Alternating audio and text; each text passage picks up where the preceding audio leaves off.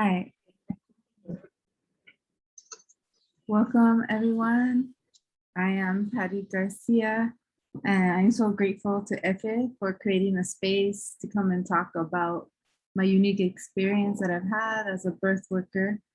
And let me agree to be recorded here. Okay, and thanks. Let's see. All right, so yeah, I'm really excited to be part of Doula Chronicles or what is it called? Reproductive futurisms, because for a long time I've been really into Octavia Butler and Afrofuturism and all the concepts of kind of revolutionizing the way the world is moving. And it includes going back also to preserve the ways that our ancestors were able to heal themselves and each other, and all the ways that, you know, aren't valued as much anymore, but yet they were the things that helped our ancestors survive, you know, colonization and the transatlantic slave trade and indentureship, which is I think when growing up American, I didn't really know about indentureship as much as I do now living in Trinidad and Tobago. I've been here for 5 years. And so it's a really good place to get rooted in colonization and how it's affected this side of the world, because it feels more palpable here than the clean version that we get in the United States growing up and in those history classes that we take. And it feels like the general population in the United States is kind of like a bit removed from what's happened. And so Trinidad was a good place to get it together and meet people and communities that, you know, are thriving despite everything. And so, I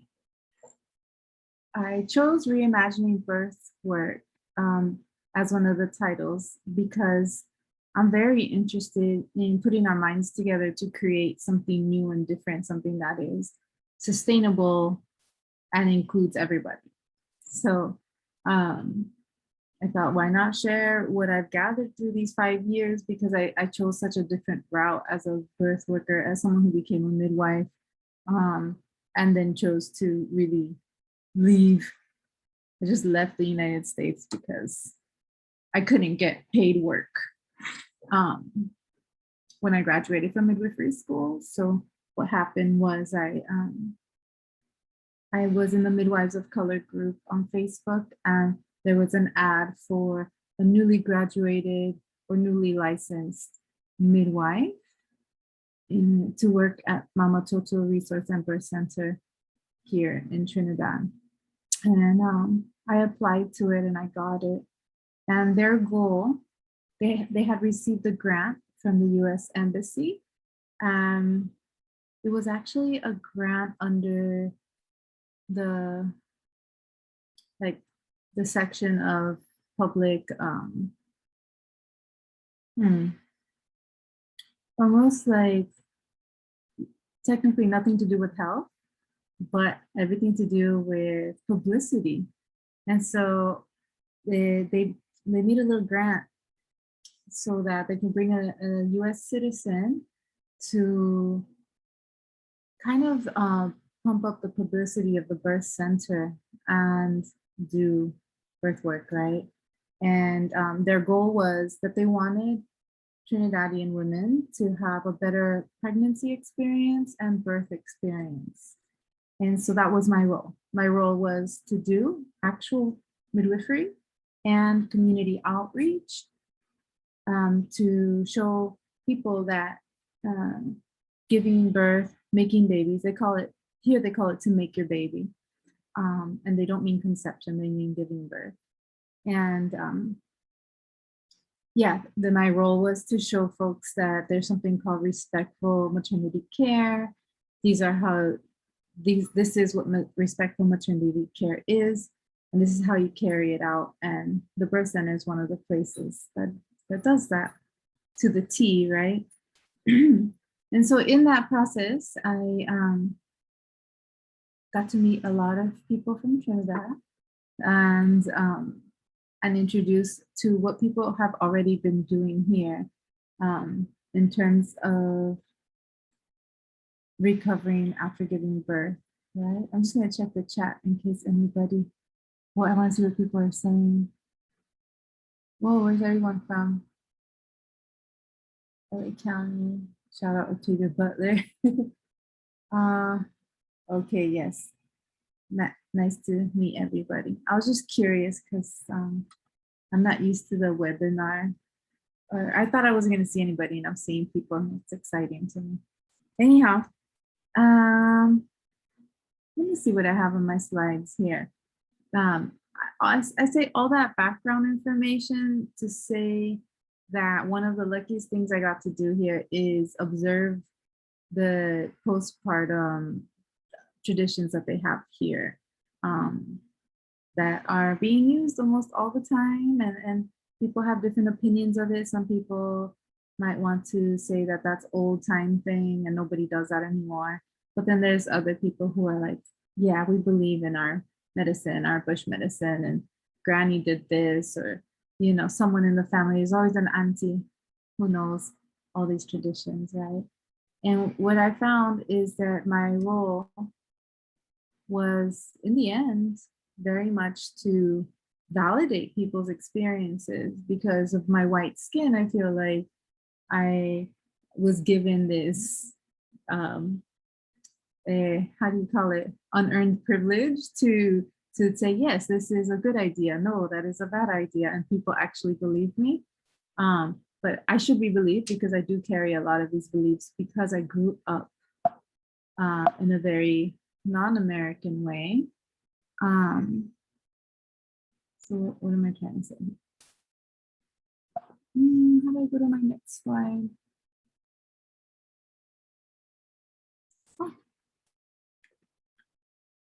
Here we go.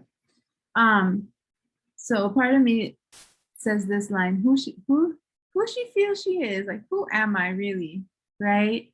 To be the one to tell people these traditions are legit, right? Or not, or this is a better way to do it.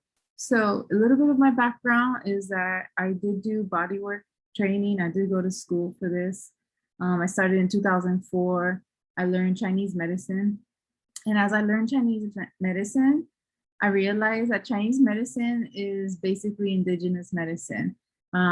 Because growing up Peruvian, this is where my mom is from, and my dad's Mexican, like the way we look at the bodies is very much the way Chinese medicine works, where we take into consideration heat, warmth, dampness, and all these things. And that's how we make decisions on how we're gonna dress, how we're not gonna dress, the type of layering of clothing, you know, at what time of the night, or what time of the hour, or what time of the day we're gonna go outside or come back inside, whether we're gonna let our hair be wet or not, you know, things like that.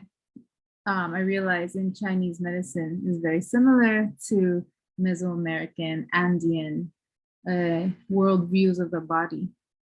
So that's how I understand the body. Studied shiatsu and massage. Sexological bodywork is another training I did in San Francisco. And then of course I did the certified professional midwife training, and I did it in El Paso, Texas at Maternidad La Luz. And that was another place where my understanding of traditional medicine, like Mexican kind, was reinforced, because we did our own thing that we were learning in school, but then the women that we would serve would come with their own beliefs and practices, like wearing a red string or tying a pin at the belly button with the Virgin Mary, or putting cotton in the ears after giving birth when you're going to go outside, another way to keep like wind out because you're so open after birth, right? And so to me, this is very real and very legit. And when I came to Trinidad, I was seeing similarities in how folks wanted to handle their postnatal moments, right? So this is who I am and how it affected my work here, right? Okay. And I'm happy to take questions and have a conversation because I'm more of a conversation person than like do a presentation and show you slides kind of thing. So, all right, let's see. So earlier I had put this, oops, see, I'm telling you. Earlier I had made a presentation one time in Trinidad, and I called it Rural Beliefs, Urban Practices, Reclaiming Our Roots. And it was kind of a way where I explained modern practices like placenta encapsulation, belly binding, what are other things that we do postpartum? Belly binding, oh, the steaming, vaginal steaming, all of those things that seem to be modern right now or popular. What I did is I tacked it back to the practices that had already been here long before this became trendy, right? So I called it Rural Beliefs, Urban Practices, because here, rurally, these are the things that are done all the time. And so yeah. Let's see how many we have. A few participants. I made a little Padlet because oops, where did I put it? I made a Padlet where people could participate, but I don't know how to go back to it. Uh-oh. Is it a part of the slides? It's part of not the slides, but it was a link I made that I was going to throw in the chat. If you press escape, you might come out of full view. Okay. Yes. Stop sharing the screen. I'm getting help. Yay. Thanks.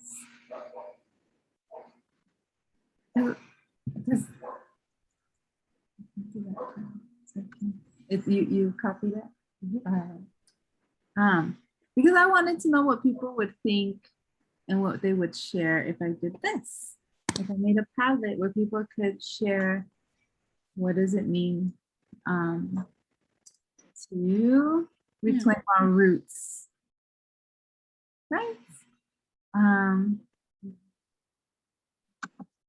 I'm sorry, 1 second.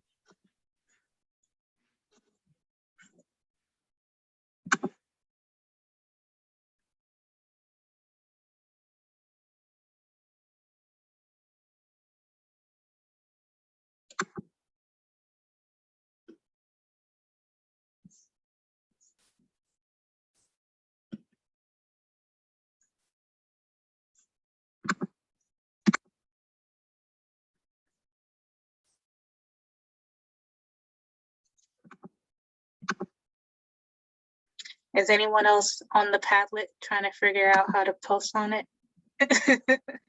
Hi, I'm back. Yeah, so I made that little Padlet because okay, I see it now. You press that little arrow.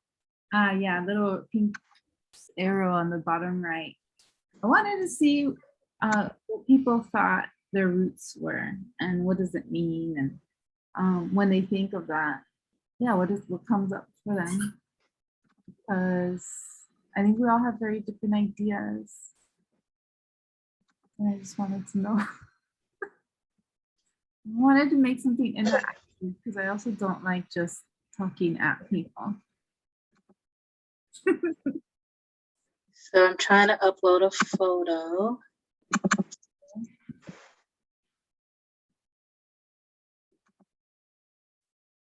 It worked. It worked. Let's see. Ooh, hey. Nigerian flag. I'm gonna upload another one. Let's see what's that.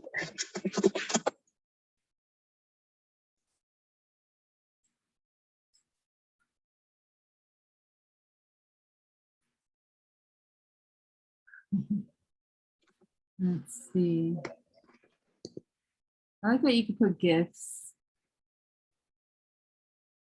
Because gifts is everything.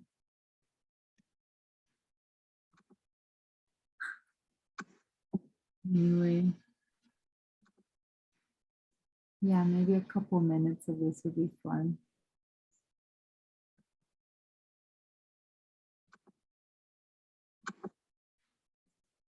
I like that one. You're on my time. I can reclaim it. Yeah.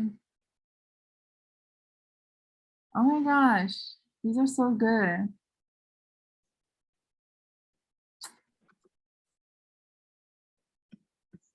Right. Who has been personally victimized by neoliberal capitalism? Who put that? That's too good. I thought you put that. I put that. It's the only meme I've ever made. Oh, you made that?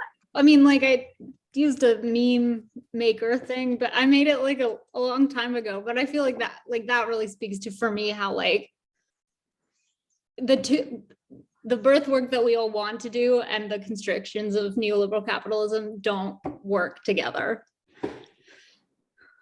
I agree. You need something else. Unfortunately, my best memes are on my phone, so I'm having to Google stuff. Real struggle. We can leave it up, and throughout the rest of the presentation, y'all can throw stuff up on there. And I'll just keep going. And I'm gonna look for my thing again. Rest is just really, it's all text. So it's just like my little notes on what to say. But maybe I can still throw it up as a screen share. Let me see.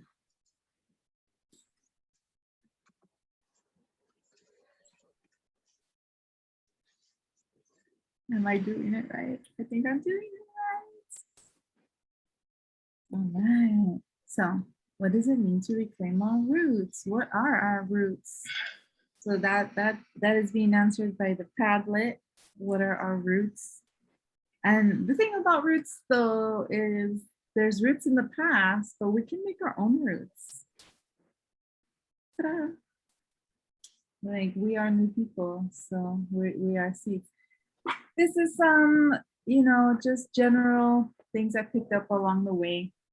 Family support is key, and here it's very common for families to live together. So people will have a big lot of land, not even that big, like 5,000 square feet, 10,000 square feet. People will have their house they were born in, and as families get bigger and bigger, they will grow. Build onto the house or in the side, and you'll end up, most houses here will have, it's like a compound. And so there's usually more than one family very close together. And this is something that I see across class. I would say it depends. It really depends, class, race, how elite they are or not. But I would say in general, across the board, most people like to live, everyone shares space. And so when I would work with clients, many times they would tell me, yeah, my boyfriend and I live in the house in front of my parents, and then my aunt lives in the back, and then my uncle lives here.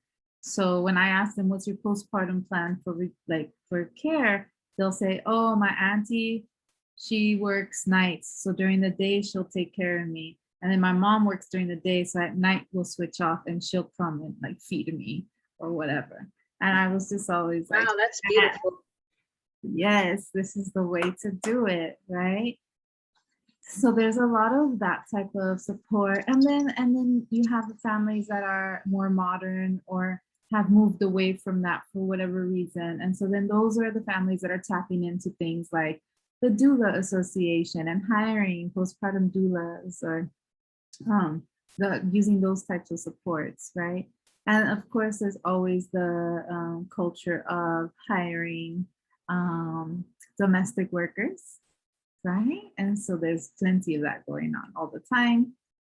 But these are the ways that some families set themselves up for support postpartum. Some typical meals here for postpartum is just all sounds the same all over the world.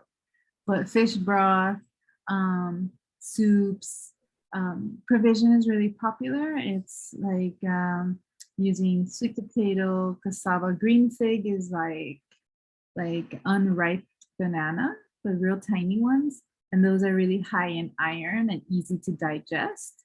And taro, I forget what they call it here.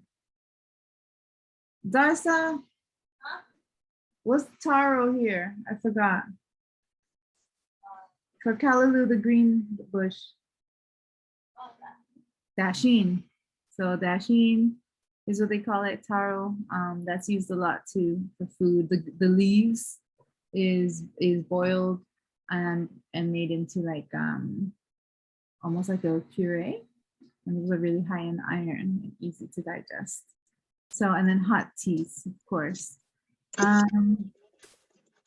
Resting is encouraged. It's much, I have to say the postpartum time is much more respected here than the United States.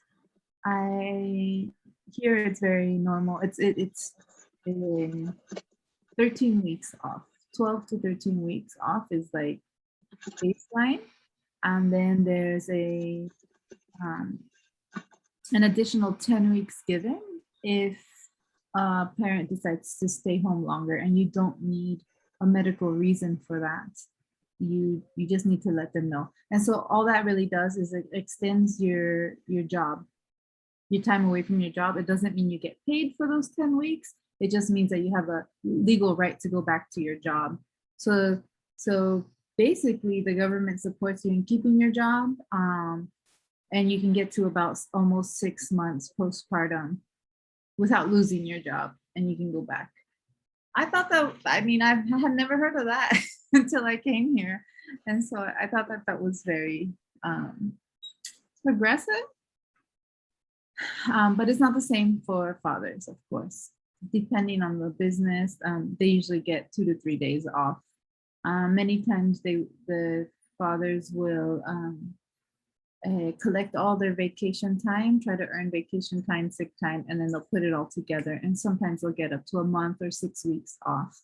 And so for the men that are there mentally ready to be that present for the baby and the mother, then some men do that. It's not very popular, but some men do it. Oh, here I am. Oy. I promise this is not my first time doing this, but okay, that's where we are. Here they do vaginal steaming postpartum while they're bleeding still, and the idea is to help the blood come out faster and seal it up. So steaming is done with white oak rum, or there's another brand of rum that's used. They're very potent, and they use herbs. And usually the herb is hog plum bush. And hog plum bush is actually a tree, and the leaves are very thin. I thought I would show you some, but I just used all of it for this last birth I did. Oops. But that's very popular. So it was really comforting to come to a country where, it's part of the culture to do steaming, and I wasn't bringing in a new concept or anything like that. So that was very reassuring. And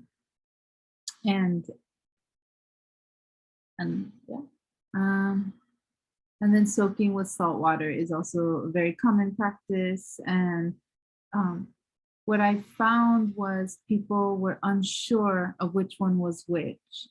So people were unsure, thinking that they were going to have to sit in herbs and rum that as hot as they can stand it. And I had to explain, no, that's steaming, you know, so because there's so much information out there, and you have the people who are on the internet all the time, and then you have folks who are listening to their aunties, their grannies on how to do things. And I think sometimes things are lost in translation. And so a lot of my work was to very much delineate the steps and make it safe, because what ends up happening, and the reason these practices start to get criticized or delegitimized, is because you have people going to the ER with, you know, how do you call it, burned vulvas, because people are steaming, thinking they're steaming, but instead they're soaking in hot water that's just too hot. And so, like, a lot of the type of work I did was to explain exactly how these things work so that nobody gets hurt. Because sometimes those things were lost, right? Those little fine details. So yeah, explaining that there needed to be space, a significant space between the boiled herbs and rum to the vulva, and then explaining that soaking a perineum in salt water, the water needed to be at a temperature that was comfortable, warm, but not hot, not scalding, right?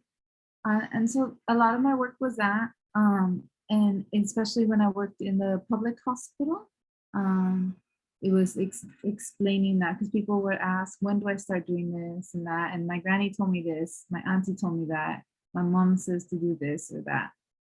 And it's just kind of sorting it out and just taking the time to explain steps, right? I think there's another tradition I didn't, I'm not sure I wrote it on this slide. Let me see. Oh.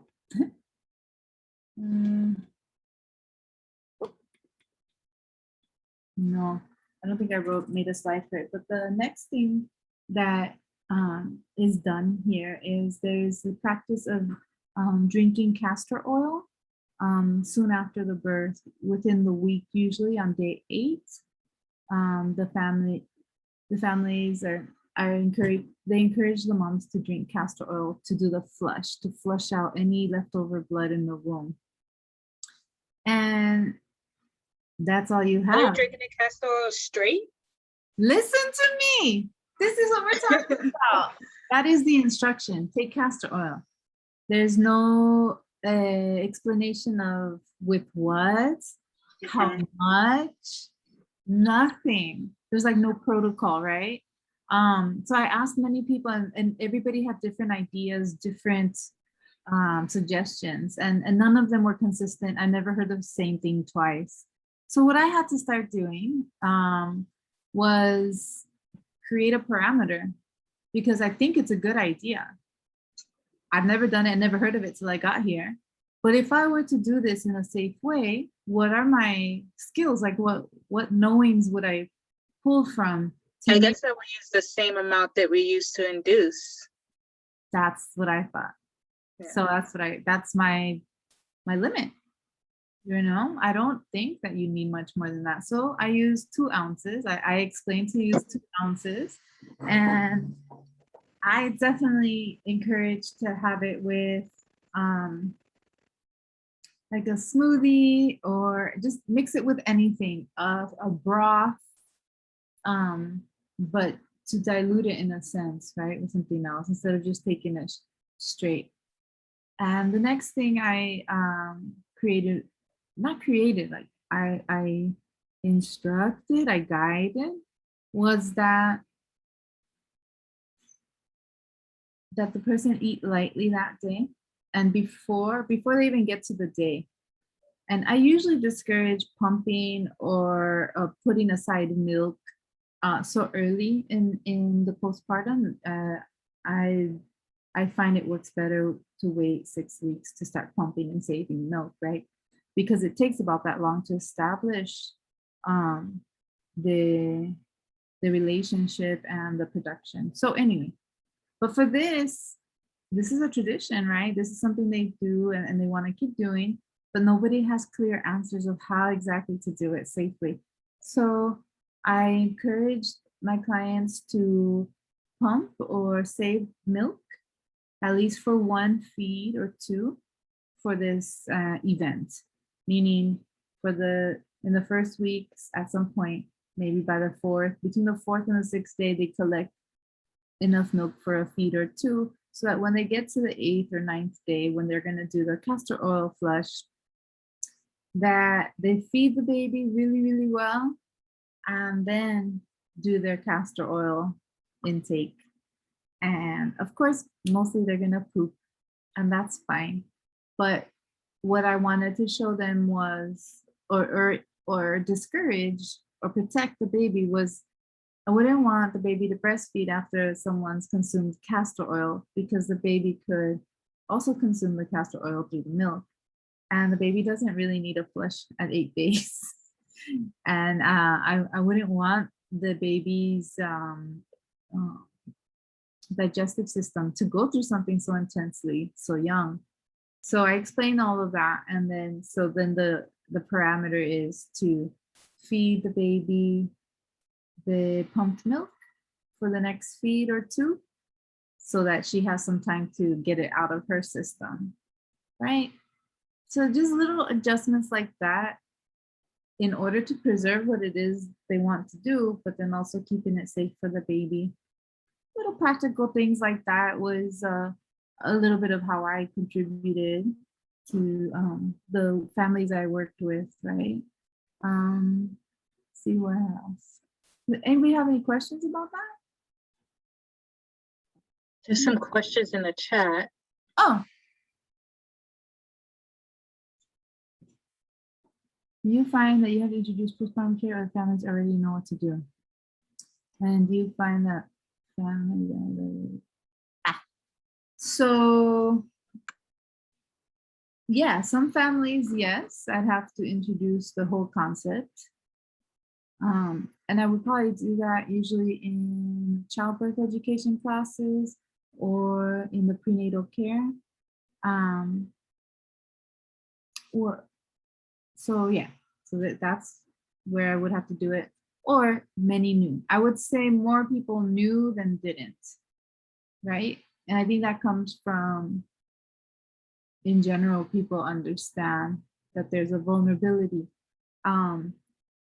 Here, I feel it's more understood that there's a vulnerability of how well you take care of the birthing person and the baby in the days after, because here they use a lot of the phrase 1 foot in, 1 foot out, which means you're at the gate of birth and death every time a birth is happening. And it's very common in the language. Everybody's talking about this. It's a very known and understood thing. And I think it has to do with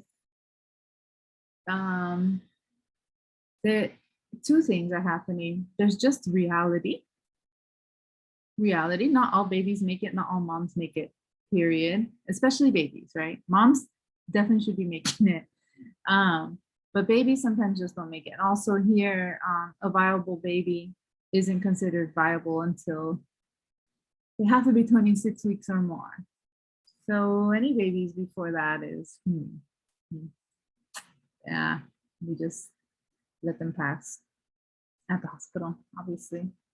It's really hard because I know that in the United States, they would survive depending not depending, usually there's access to NICU and stuff. And there's NICU here, but they only have capacity from 26 weeks forward.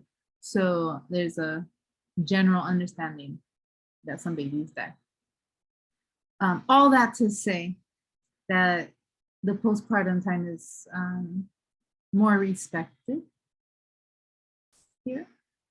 And so there's more knowledge around what to do with that time. One of the things that's done is the mothers get massages right after. Not every single one, but it's known that that is a good thing to do. I would say the Indo-Trinidadian community has it more documented the steps and everything. There is a book, this one, Traditional Medicine, Women and Healers in Trinidad. It's a book, I think, that was made in the late 90s, early 2000s. And this man documents Indo-Trinidadian traditions. And I think that has a lot to do with who has access to education and academia. There is definitely a divide here between Indian and Afro descendants. And there's also a lot of mixed folks, but when it comes to preserving cultural aspects, I think the Indo-Trinidadian is going to be more documented, right? So there's some of that. And the massages, going back to the massages begin daily, every day for 12 days. Including with that is going to be belly tie. They tie the belly, it's the binding they do here. Let's see. I'll answer the next question in a second. So here I have belly binding is belly tying. They call it to tie the belly here. Similar concept is done to promote closure of the birth process, and more so to protect energy of the womb and to make you strong, and also to promote the warmth of the womb. So you'll find it in different cultural, like in different songs, they'll talk about tie the belly to bring back your strength, right? Or like if you're gonna set out to do something like fight for your rights or proclaim something or that vibe, you have to tie your belly, and then then it's taken out of the postpartum context, but it's, you know, you protect yourself by tying your belly. So does that make sense?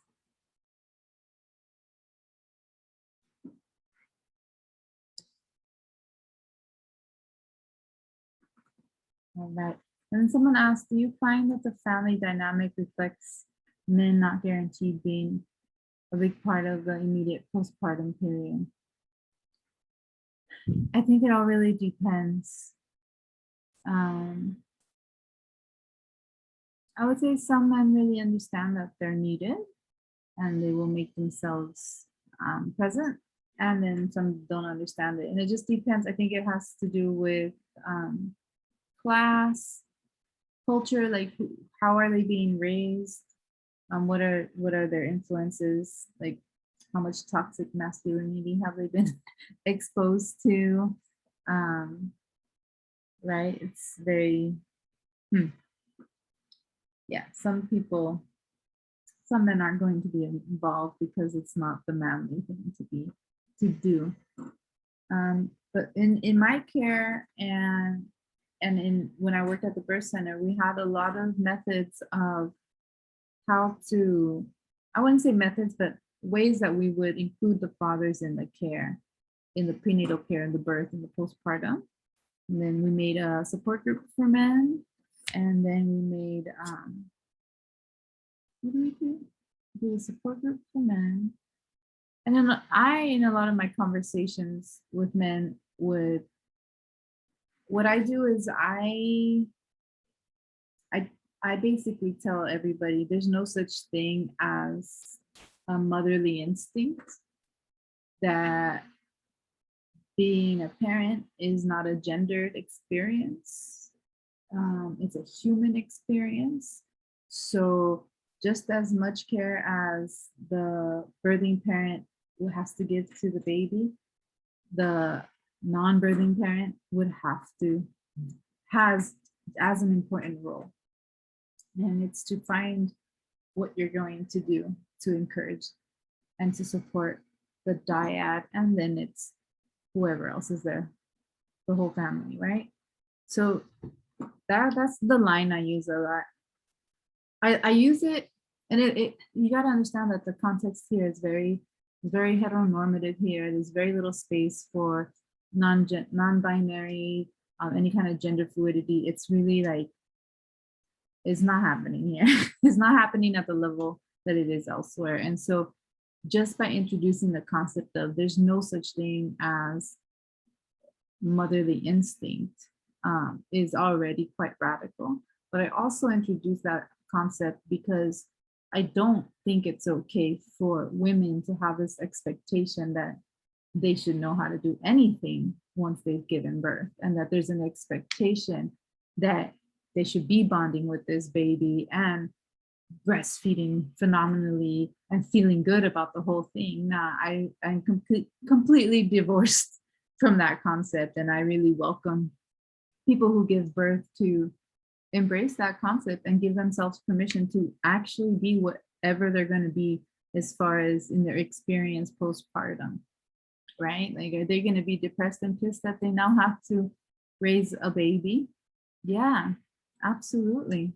That is part of the experience, you know? And I just find that if you don't have an outlet or a permission, an opening to say, yeah, my motherly instinct, what? Like, I don't have that right now. But maybe there's a fatherly instinct that could be developed. Maybe the father can step up more and be more present. Like, just permission for there not to be any gendered roles in this experience of the postnatal time. And I think people really appreciate that here. Probably anywhere. So I hope that helps. Oh, bathing before 9 days is discouraged in order to preserve heat. So it's very controversial because it's the Caribbean and everybody sweats. And so it's really nasty if you don't bathe. You're nasty. And I understand why this was a tradition, why this still stands. But here's the thing. It's the concept of the body being open, the pores are open, and you don't want to catch a cold or get sick, right? And that comes from water has only been heated here for so long. And it's also not the easiest thing to get, even where I live. If I want hot water, I have to like really walk through another house. I have to go outside my house, go walk through another house, like almost 100, 200 feet away to flip a switch, and then I'll have hot water. So not everybody has access to hot water all the time. And so bathing many times means cold water bathing. And that is not really great when you've given birth.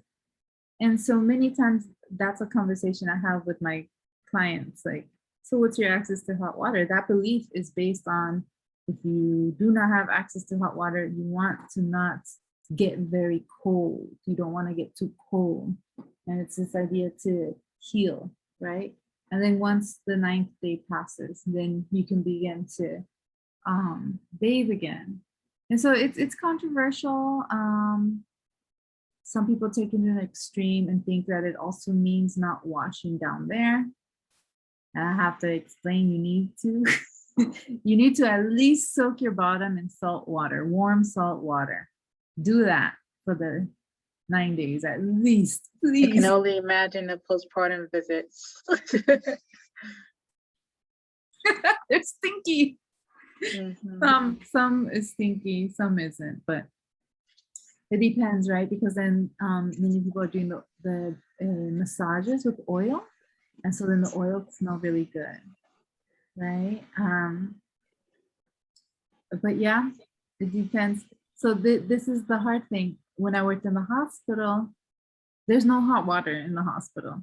There's no water. There's water to bathe and flush your toilet and wash your hands a little bit. But like to drink water, it's either you're drinking the pipe water or you're buying bottled water. So when it came to helping my postnatal clients in the hospital ward, our job is to tell them in the morning, tidy. You got to tidy up. So bathe, do all your things. And half the clients were like, I can't bathe in that cold water. I know that that's not good for me. And so they do what they can, maybe a little armpits, a little face. but they're not bathing. And so then there's this like, the nurses are like, did you really neaten up or not? So it means something when my white presenting self shows up and says, no, I understand. Don't bathe, but do a little something now, right? Like wipe down. You don't have to bathe, but get your baby wipes and wipe yourself down because you've been sweating, right? And they're like, oh, okay, right? So like you gotta meet people halfway. And it's funny because I'm over here doing that, but then my own Trini midwife friends are like punishing them. Hey, you're so nasty, you need to bathe. Yeah, when I was in Uganda, the birth attendants would shame the women for not shaving, and then I would be like, no, you don't need to shave. But they're being taught colonialist ways, and that's who is going to the community. And so yeah, it does help to kind of come in with a little American privilege and say shaving is not saying you don't have to shave to be saying, actually we prefer you don't, like for pushing. Wow. It is American privilege for sure. Yeah. But it's interesting how we could flip our American privilege to reclaim the shit that made the shit that makes sense, like so I feel like that's a way that I moved here, mind you, it took me coming to Trinidad to realize that I'm white. I did not, because I was so brown and proud, Latina, Latinx, Mexican, Peruvian, all kinds of non-white in my world, right? But now, outside the US, we need to be real. We white. And it means a lot. I had no idea how much authority I'd be given so quickly. It was unnerving. But I used it as best I could, keeping my true beliefs. It's been a wild ride. Okay, let's see. Can you see the video? Yes, you gotta press play. I'm going to press play. Let me give you some background and also check time. Okay, got like 10 minutes left, and then I'll wrap. The video is like 2 minutes or 3 minutes long. This is my what is this? My Doula baby. Mommy is of African descent, and the daddy is Indian. And this is Granny, the Indian Granny, doing the postnatal massage. I think we are at 2 or 3 days postpartum in this video. I came to check out my client because her uterus prolapsed at birth and I had to put it back up. And 2 days later, she's like, I feel something in my vagina. Can you come check me out? And I said, sure. I did a home visit. I went in there, see what's going on. It was not a prolapsed uterus. She just felt maybe a clot or something, but she was nervous. I was nervous too. So I did the home visit. That's mama. And then it just happened to be the day to do the massage for the baby. And so I got permission to video Granny doing the traditional baby massage. So here you go, okay?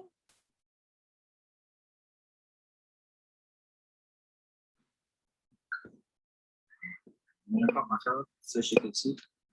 Okay, whatever you can see. Coconut oil.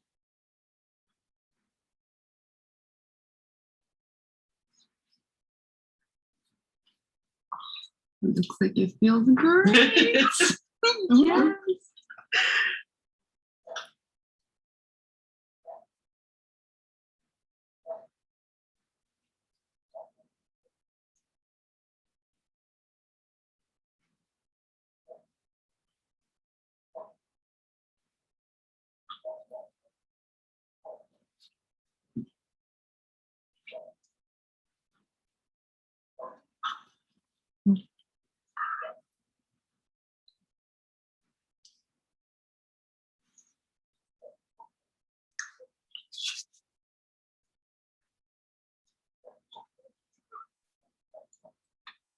Hey.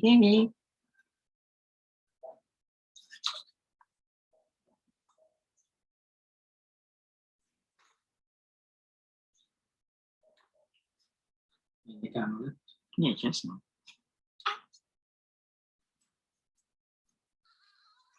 All right.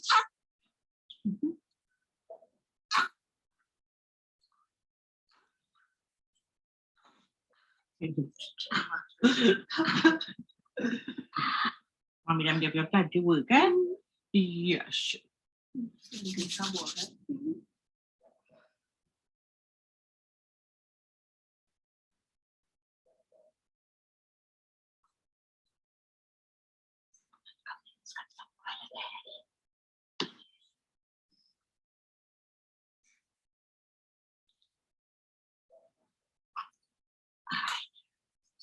Right.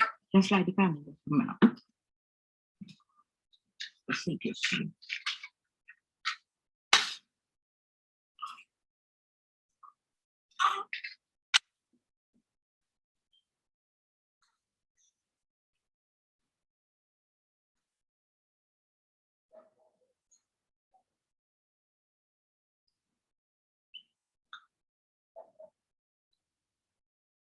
You can all get it now. Push close. Push bam bam. Yay! There we go. We do something similar in Nigeria. I seen my aunt do them for my nieces and nephews. She also did them on me and my sisters when we were babies. The difference is that we use palm oil instead of coconut oil. Yeah. And it's warmed, so I like the idea of her putting her hand on the counter, but they warmed the palm oil and the massages. And when she was stretching her legs, the difference that my aunt uses to stretch their legs, they just kind of hold the baby upside down, and that's how they stretch the legs. So it's kind of hard to watch if you never witness it, or you're just like, why are you shaking a baby? But it's just like a little gentle lift. Yeah. To stretch the limbs and back and forth, and they're stretching the shoulders. They bring the arms back and forth, and they say this also helps with the baby to not have any fractures or break any limbs. And when they get older, I don't know how true that is, but I've never fractured anything, and I've done hella stuff like fall out of trees and fall off a house. Yeah. So there you go. Like that was a really cool family I got to work with. And you know, I do think that the coconut oil is warm. That's why it's in the cup. I think they did I don't know how to say it in English, baño Maria, where you do the heat up water and then you put something like the cup. Double boiler. Yeah, that double boiler with that oil. And then the candle is to do like an extra level of heat right in the spots of the belly button and the inguinals. Mm-hmm. Yeah, I think it's very specific. Are hernias popular there? Because they also do pressing of the belly button in our culture, but also genetically, a lot of people have hernias in their belly buttons.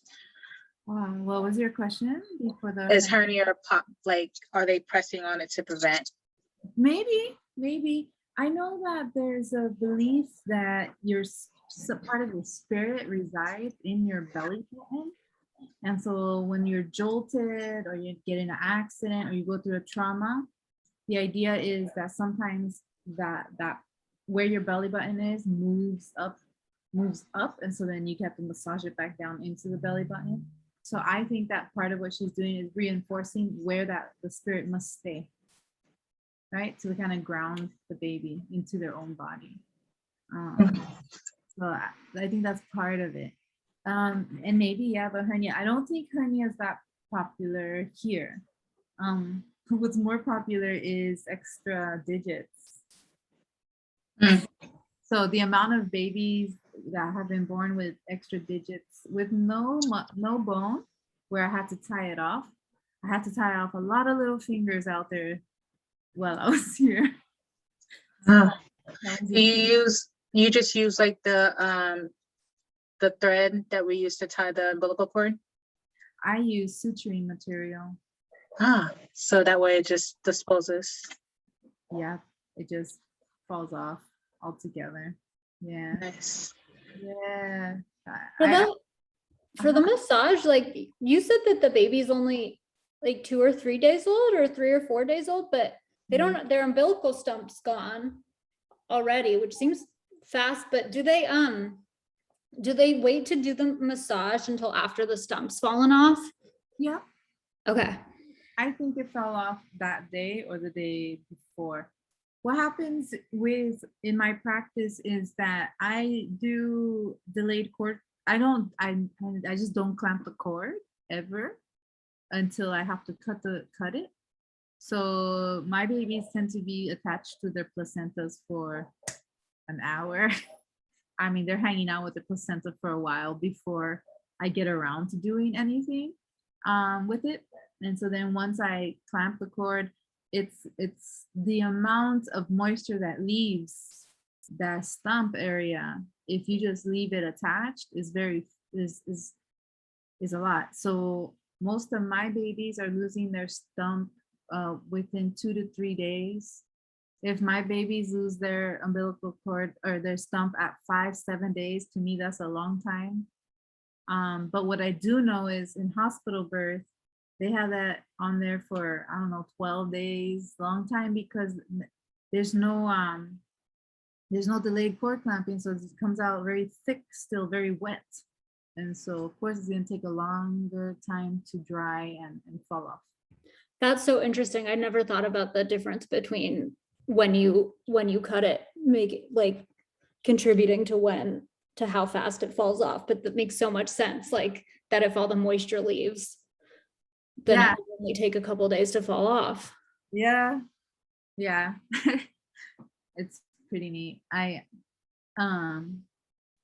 The way I practice midwifery is always very eye-opening to me, because in my world, this is normal. And what I'm realizing at this stage in my career is that I am practicing abnormally, although it's the closest thing to what may have been before, maybe before obstetrics. I don't know, because our training is always influenced by what already exists, which is obstetrics. All right. I think that's the end of my thing. Oh, let me stop this. Here we go. The navel string berry hair. This is a common thing that is said in the Caribbean islands. Oops, it's 7:03. I'll just finish. I think this is the last thing I have to say, and I'll say bye. So Yes, you're the last person, so you're free to go over a couple minutes. okay, great. Thanks, everybody. And the rain is starting again, so I might have to talk louder. The navel string is buried here, and that is a saying all across the islands in different ways. They're saying the same thing, and it has to do with like, this is where I belong. I'm never leaving this island because this is where my navel string is buried. And when we talk about that with my clients, I'm always wondering, where does that come from? Where does that come from? And the more you talk with the clients and then their parents and the grandparents, it all goes back to in midwifery, because everyone was delivered by midwives before the placenta always had to be buried under the house, in the backyard, in the bush, anywhere. That's how you take care of the placenta, right? And then what is left of it is now people's placentas are being disposed of in the hospitals, but you get the little nub, right? The stub, and then people are burying the stub. And so that's where that saying comes from. And so in a lot of my work here, when I talk, I love to bring up that saying because it's so from here, but I don't feel like people really understood how far back it goes, and the fact that most people were delivered at home by midwives. And if you have that saying, then you still have an attachment to midwifery. There's a value in it. And to me, that's the valuing of like the way things used to be was good, you know, because it grounded us. The placenta being buried near where you were born is like the most human, real thing that exists. And that, I think that's what kept us going for so long. And removing that human ritual and making birth happen in hospitals. I think that's what has got us topsy-turvy. And it's a practice that I think would help restore balance on earth, is to put our blood, our menstrual blood, any blood, abortions, miscarriages, placentas, throw it back in the earth and watch the alchemy. Oh yeah, so here's, I forgot I wrote a little thing there. So old custom, in Amerindian cultures, which is all over here. I don't remember where I got this from, but I feel like I've known this as long as I could remember. If it's a girl child, then you do a medicinal tree. That's how you plant the placenta under a tree that is of medicine. And then if it's a boy child, then you make a fruit tree. You bury it under a fruit tree. So I don't remember where I picked that up from, but it's something I know. And when I would talk about it here, people would be like, yeah, that makes sense. Like very, no question.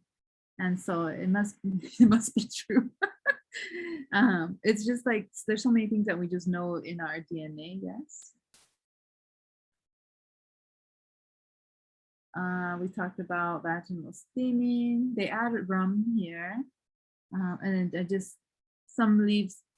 Oh, I'm basically saying that no one goes out and buys herbs all fancy style or anything like that. It's just like your neighbors might collect some herbs and you go to them, and you have, anywhere you go here is lots of plants and herbs, and you just grab what you feel you need.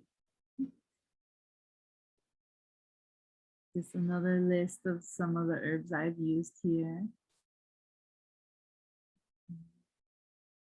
Yeah, some ladies. It's me. Can you go back to the herb slide? Yeah, it's a real like straightforward. Thank you.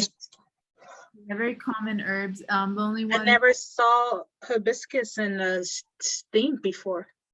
Really? Yeah. The Mesoamericans, the Chicanos, they use Jamaica hibiscus. And so I put sorrel.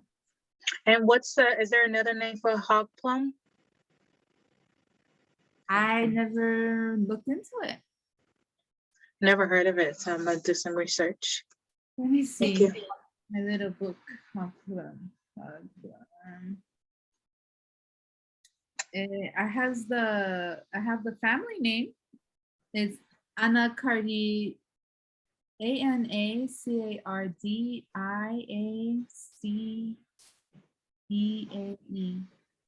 Spondius mombin. You use the leaves. Oh, but there's so much here, like guava, mint, nutmeg. There's something called St. John bush, sweet broom. Yeah, all kinds of. What book is that? Traditional medicine. And it's a really cool book. Talks about basically midwives was called masseuses here before, like that's the way, when midwifery was no longer allowed, they became masseuses. And so they were the ones going around doing the belly, like positioning the babies, doing womb rubs to help people get pregnant. And so that's a way that midwifery went underground, is that it would be like your local masseuse would help you terminate or help you deliver. So that's one of the ways that midwifery stayed alive, right? But yeah, so that is. Thank you so much, Pati. Thank you. Thanks for having me. I appreciate it. I'm coming back to the States. I'm coming back to LA.